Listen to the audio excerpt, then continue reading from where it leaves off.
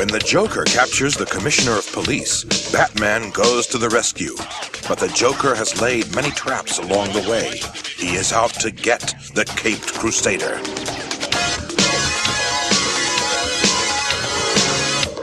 Batman, Funhouse of Fear.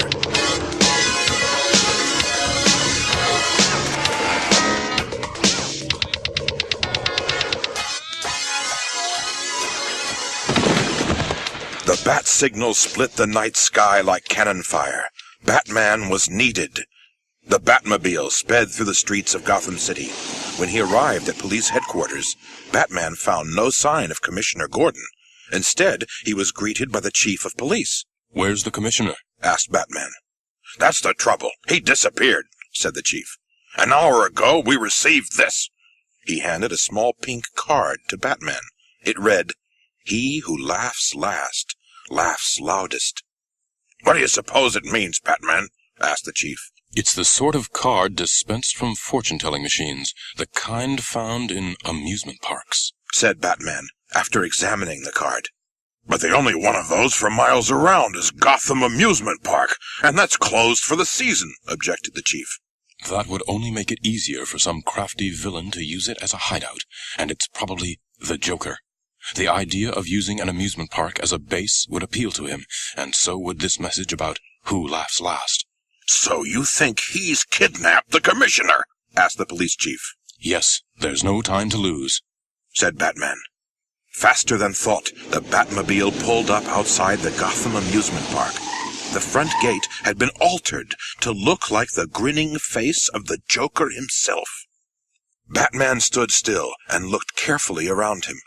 Everything had been boarded up for the winter. Every ride was still. Only the cars of the big wheel creaked eerily in the wind. There was no sign of life, except for the faint, tinny sound of a fairground organ wafting on the breeze. Batman followed the sound of the music. It grew louder and louder until he found its source. It was the Funhouse, as brightly lit up as when the amusement park was open. The lights blinked invitingly as the music grew louder. The Caped Crusader entered cautiously. "This is the Joker's idea of a challenge," he thought. "He's laid some carefully prepared trap, but I'm going to have to go in to find Commissioner Gordon." Batman found himself in a small white corridor that seemed to grow narrower the farther he went. He suddenly realized that the corridor was growing smaller because the walls were closing in. All at once, gray, glinting knives sprang from the walls, threatening to tear him to shreds. Closer and closer came the knives, and closer came the walls, until at last Batman was fighting to hold them apart at arm's length.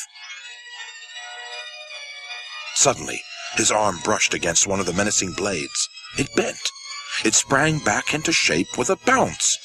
The knives were made of rubber. Then, when Batman grabbed one of the knives for support, it swung downwards with a clunk. It was really a secret lever operating a trapdoor. As the floor gave way, the crime fighter heard the Joker's ringing laugh.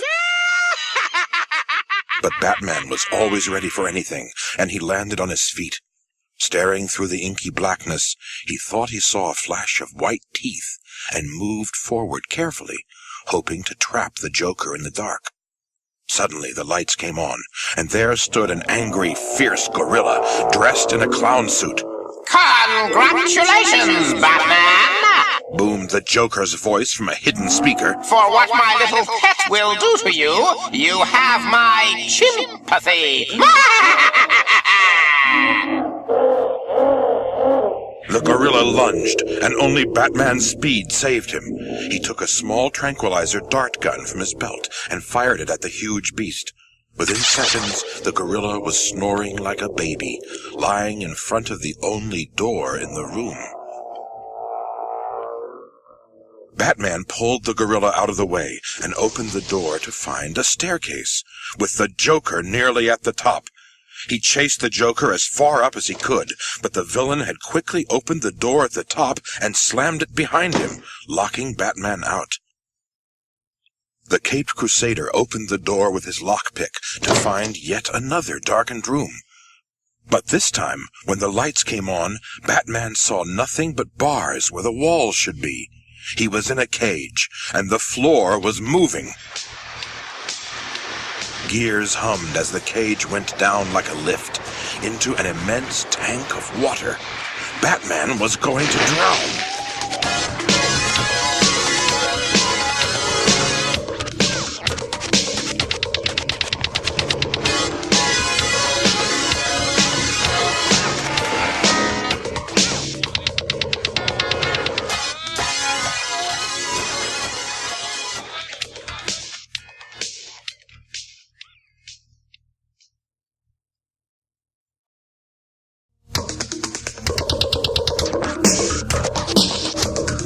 He didn't have much time. He pulled a laser saw from his belt and cut a hole through the bars. As he escaped from the cage, he gripped his underwater torch to help him to see. He swam around under the cage, looking for a way out, but there was no exit there. There was, however, a giant squid. Already it was uncoiling its tentacles, its eyes on Batman. If it caught him in its grip, Batman was done for. He took rapid evasive action, but the squid kept coming closer. Batman took an ordinary fountain pen from his belt and squirted ink in the squid's face, using its own kind of defense against it. Blinded, the squid stopped in its tracks. By now, the water had buoyed Batman up higher and higher. He reached the surface and saw above him an open doorway. The Joker appeared there, making faces at him. You'll never catch me! He sneered. When the Joker vanished, Batman pulled out a hook with a rope attached to it and fired it to land just above the center of the doorway. Then he climbed up the rope, out of the water, and walked into the new entrance. Batman was surprised to see the Joker. It was a reflection in a giant mirror. As he walked, he saw hundreds of mirrors, all casting the Joker's reflection at him. Welcome to my Hall of Mirrors, said the Joker's voice from nowhere. Don't believe all you see. Then the Joker's reflections disappeared, to be replaced by hundreds of reflections of Police Commissioner Gordon. The commissioner was tied to a chair, with a ring of small flames round him.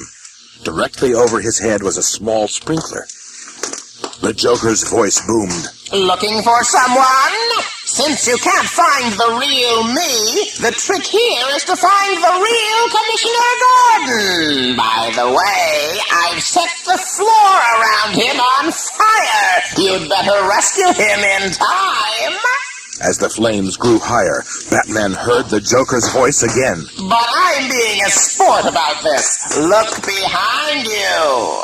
The spotlight hit a carnival test-your-strength game with a huge bell at the top. A huge mallet stood next to it. If you can use all your strength to ring the bell at the top, it will automatically set off the sprinkler. Who says I don't play fair? And for now, goodbye! The Joker play fair? What a hope. When Batman picked up the mallet, he discovered it was made of foam rubber. There was no way he could strike the game and ring the gong with it. There was only one thing to do. He leapt onto the machine with a tremendous jump. His strength was so great that the ringing bell at the top flew right off. All at once, the sprinkler came on, dousing the flames and the commissioner. Batman snapped a batarang from his utility belt and threw it at one mirror, shattering it completely. It ricocheted off and bounced to the next mirror, reducing it to splinters as well. The batarang leapt from mirror to mirror, smashing each one in a hailstorm of broken glass.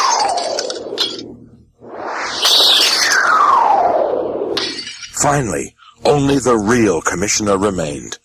Batman cut his bonds with a knife, and they darted to the funhouse exit.